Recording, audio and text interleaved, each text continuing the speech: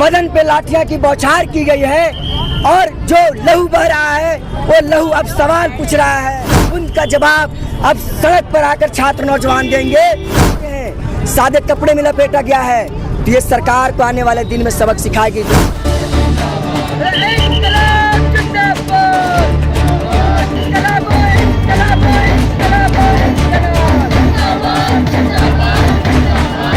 Police के डंडे और आंसू गैस के गोले दमन के शिकार हुई है और मौत और जीवन से जूझ रही है। उन्हें हम जल्द स्वस्थ होने की हम तमाम लोग कामना करते हैं। और ये निकम्मी जो सरकार है, ये जो निकम्मी सरकार जो पिछले 35 दिन से छात्र आंदोलन कर रहे हैं, शांतिपूर्ण तरीके से आंदोलन कर रहे हैं और एक जवाबदेही मांग कर रहे हैं कि 78 से ज़्यादा पेपर लीक हुए हैं एनटीए के अंदर, इसकी जवाबदेही और 22 से ज़्यादा लोगों की मौत हो चुकी है, इसकी जवाबदेही को लेकर लोग प्रदर्शन कर रहे हैं। लेकिन जिस प्रकार से शांतिपूर्ण तरीके से आंदोलन करने वाले लोगों पर 20 तारीख के बर्बरतापूर्वक लाठीचार्ज किया गया है, लोगों के माथे में चोट लगे हैं, हाथ तोड़े गए हैं, पैर टूटे हैं, बदन पे लाठियां की बौछार की गई है और जो लहू बह रहा है वो लहू अब सवाल पूछ रहा है कि कब तक लोग छात्र चुप रहेंगे, कब तक हम बैठे रहेंगे।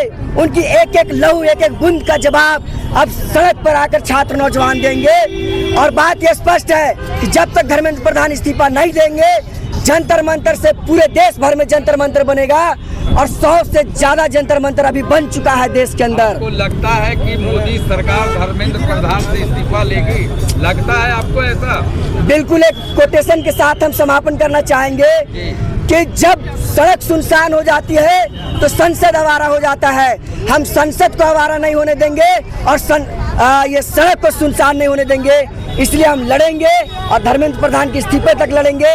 झूठे मुकदमे हुए हैं जिन छात्रों पर, उसे वापस लेने की मांग करते हैं। और ये जो भेष में आरएसएस के गुंडे, एबीवीपी के गुंडे सादे ड्रेस में जो छात्रों पे लाठीचार्ज किया है, ये वाकई में लोकतंत्र के लिए, ये लोकतांत्रिक देश के लिए हत्या है। एक तरीके से लोकतांत्रिक तरीके से सवाल करने वाले लोगों पे दमन जिस प्रकार से कर रही है पुलिस, वाकई में लोकतांत्रिक देश के लिए, ये हम लोग के लिए बहुत चिंतनीय का विषय है। आप जरा सोचिए कि सोनम वांगचुक शांतिपूर्ण तरीके से भूख हड़ताल कर रहे थे, सादे कपड़े में लपेट के उन्हें ले गया है।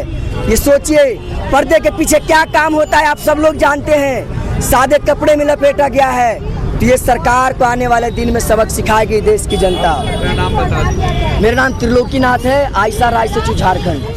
21 बच्चों ने अपनी जानें गंवाई हैं, जिसको कहा जाए कि संस्थानिक हत्या ही कहेंगे। लेकिन सत्ता के लोभ में एक मंत्री इतना चूर हो गया है कि सारे कुछ देखने के बाद उसको शर्म नहीं आ रही कि वो रिज़ाइन दे दे।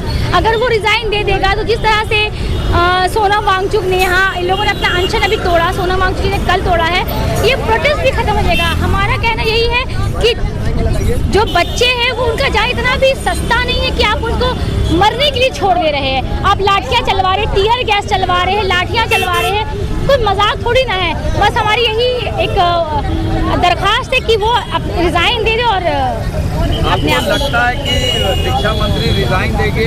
पिछले 1 महीना से ज़्यादा हो गया दिल्ली के जंतर मंतर में प्रोटेस्ट चल रहा है छात्रों का, लेकिन सरकार को कोई इस पर असर नहीं पड़ रहा। ऐसा लग रहा है कि धर्मेंद्र प्रधान कुर्सी को अपनी अर्थी समझ लिए हैं, जो उतर नहीं सक रहे हैं। अगर नहीं उतरेंगे तो जनजी प्रोटेस्ट है ना भाई, वो उतार भी देंगे, नहीं तो फिर अर्थी समेत उनको शमशान पहुंचा देंगे। यही एक ऑप्शन बचेगा लास्ट में। नौरीन अख्तर। और सारे न्यूज़ चैनल्स में भी दिखा रहे हैं हमें कि जो नीट की वजह से बच्चों का नुकसान हो रहा है, वो सारी चीज़ों को कैसे चेंज कर सारी दोष बच्चों पे डाला जा रहा है, ऑपोजिशन पर डाला जा रहा है। अभी ये समझने की ज़रूरत, बच्चों को मारा जा रहा है, उनके ऊपर केस किया जा रहा है। इन सभी के विरोधी ये प्रदर्शन है आज के लिए। और हमारा यही कोशिश रहेगा कि जितने भी बच्चे हैं उन सभी के ऊपर के जो भी केसेस है वो सब इमीडिएटली वापस लिया जाए और